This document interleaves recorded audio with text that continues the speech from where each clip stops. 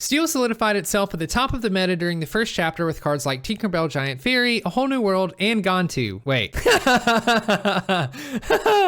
Oh man, that was funny. I'm just kidding. I couldn't even say that with a straight face. What I meant to say was Tinkerbell, A Whole New World, and Grab Your Sword. Steel was an ink that gave access to a lot of utility through cards that dealt direct damage to deal with evasive and aggro decks, cards to let you filter through your deck to find your outs or refill an empty hand, and was the only ink that had any item removal to disrupt some of those pesky items. Though there were other identities going on in Steel, these were the three most influential for the first chapter, and now that Disney Lorcana's second set, Rise of the Floodborn, has been released, Steel has expanded its identity even further with even stronger mechanics. Join me as we explore those in this video and I explain why you should be playing Steel in Rise of the Floodborn. A new keyword, Resist, was added to Disney Lorcana in Rise of the Floodborn and primarily finds a home in Steel. Resist is a keyword that reduces the amount of damage a character takes depending on how many stacks of resist they have. If a character like Cinderella Stout-Hearted is on the other end of Fire the Cannons, there's no need to worry because the 2 damage from the action gets eaten up by resist instead of damaging Cinderella. This has potential to be really strong due to the fact that the only really effective way to deal with characters that have resist is through direct removal like Dragonfire and Let It Go. There were already breakpoints between certain willpowers in the first chapter that oftentimes was the deciding factor between a character taking a 2-for-1 instead of an even trade. For instance, cards like Captain Hook Forceful Duelist and Prince Eric Dashing and Brave were great at utilizing Challenger to hit above their ink cost, but became far less useful when having to challenge anything with 4 or more willpower. Resist makes it so much harder now to remove threats that have the keyword because every source of individual damage is getting reduced.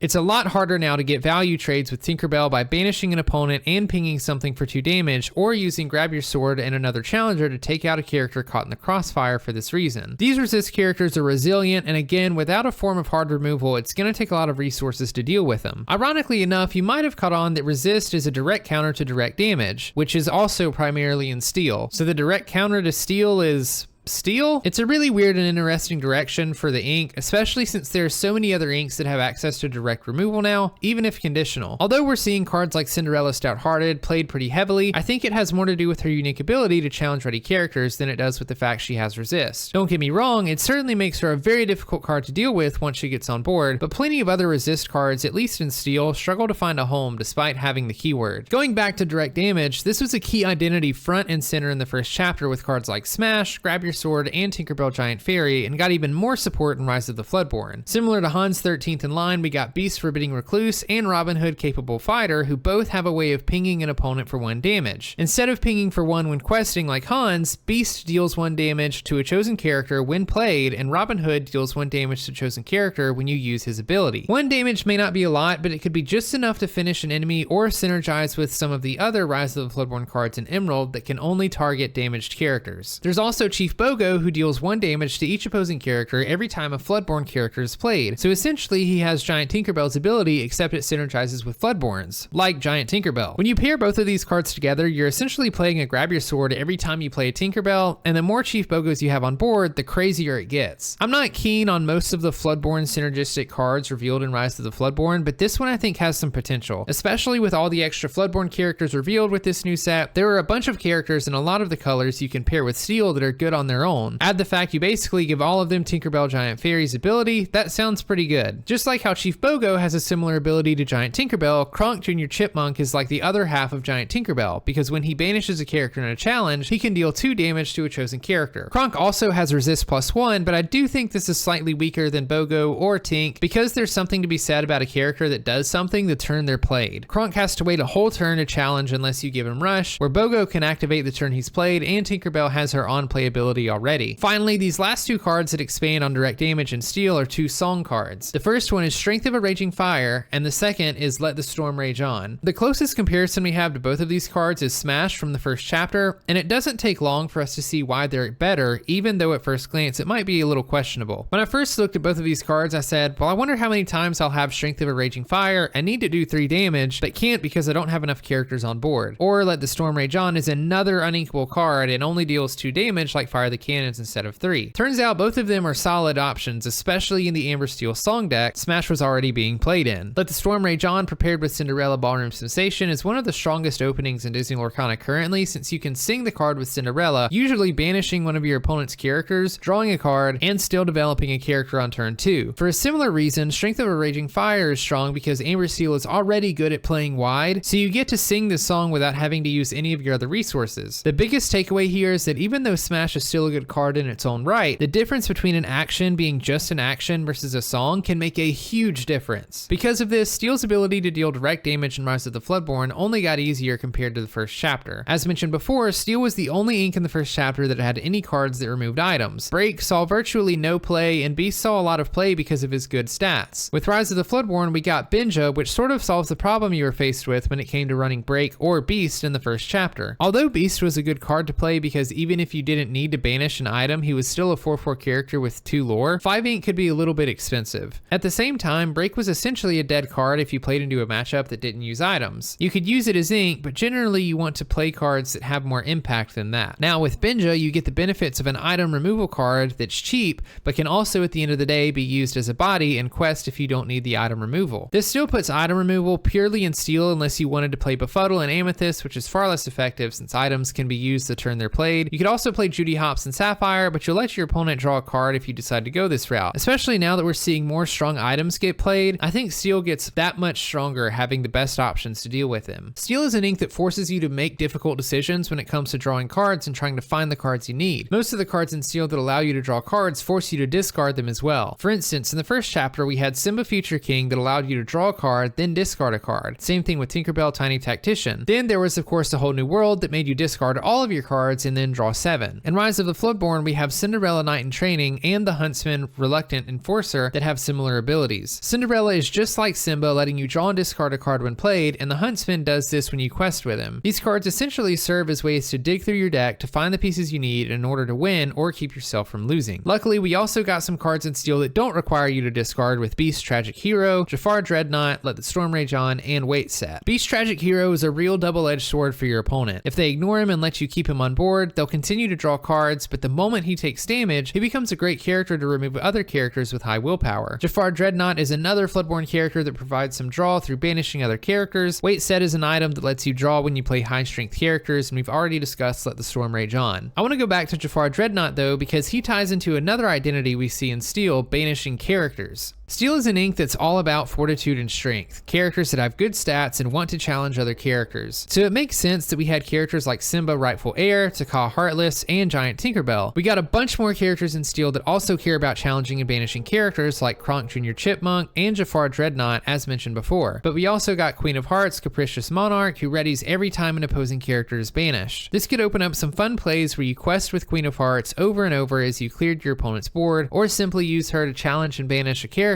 so that she readies and can challenge and banish another character, and keep doing that so long as she has enough willpower. She's basically a budget, worse version of Beast Relentless, but a fun card nonetheless. Steel also got a new ability in Rise of the Floodborn that will help combat against your opponent being able to keep their characters safe by keeping them ready. Cinderella Stout-Hearted, Namari Morning Mist, and Pick a Fight are all cards that allow you to challenge a readied character. Cinderella lets you do this when you play a song, but we've already gone over her. Namari is interesting to me because her strength stat being only 2 isn't the strongest for a character that wants to be challenging everyone. Also, I find it a little counterintuitive to also give her Bodyguard, because although she can challenge an opponent, and now that she's exerted, she'll protect all your other exerted things next turn, you typically don't want your bodyguards to take much damage willingly, so it's even harder for your opponent to get around. Maybe with a strength buff she would be okay, but right now she seems a little too weak for me. Pick a Fight is fun because it allows you to give any character the ability to challenge a ready character for that turn, which seems good until you realize it's probably just better to run removal cards if you're trying to banish an opposing ready character. I think if Pick a Fight were going to see play, it would need to be in a deck that cared a lot about challenging and or banishing opposing characters, dealing damage to your own characters, or dealing damage to the opponent's characters. Finally, one of the most defining features in Steel is simply big, powerful characters. With the addition of cards like Pacha, Goofy Knight for a Day, and Beast Selfless Protector, you've got more big characters than you could ask for. Unfortunately, with so many hard removal cards in the game and across different inks, I don't think playing big characters is going to be all that viable. It's just too easy to circumvent prevent cards like Beast Selfless Protector by banishing them rather than having to punch through their willpower. And I think that about sums up everything that got added to Steel during Rise of the Floodborn. Steel is an ink that likes to stay strong both offensive and defensively. You've got direct damage to keep your opponents at bay, resist so that your characters stick around longer and can more efficiently deal with your opponent's characters, and ways to dig through your deck so you can find the key pieces you need to win before your opponent. If any of the synergies and identities of Steel mentioned in this video sound like something you're interested in, you should give it a try. Right now, Amber is one of the best inks to pair with Steel in Disney Lorcana, and the last video in this series just so happens to cover that ink as well. So check it out if you haven't already, but if not, there's plenty of other inks that pair well into this ink identity as well, and you should definitely give it a try. Let me know if there's a specific thing in Steel you're trying to play with or really like. Also, let me know what ink you want me to cover next. Do you think Steel has a place in the upcoming Rise of the Floodborn meta? Let me know. If you enjoyed the video, be sure to hit the like button, and if you want to see more, be sure to subscribe. Most importantly, don't forget to take care of yourself. My name is Brandon, also known as B Squared. Thank you for watching, and I'll see you in the next one.